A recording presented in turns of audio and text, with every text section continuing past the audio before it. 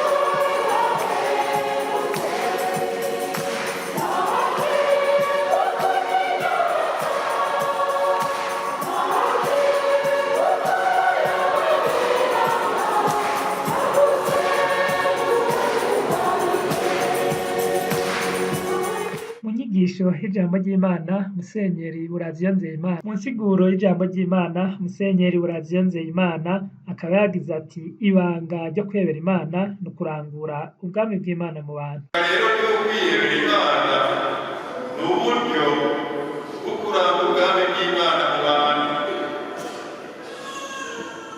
Abakristo bashima kwiyegereza Kristo batangwaha kwabo ngo bashingire kwemera kwabo no kw'Ekleziya, bongere berekane mu buzima bwabo ingene Imana yadukunze igahereza ko dutegere ko ari mudahemana, dutegere ko itaduhemukira, dutegere ko idatana mu ngagano. Bagomba kwerekana kandi ibyiza by'Imana tumaze kuronka mw'iba by'isi, ariko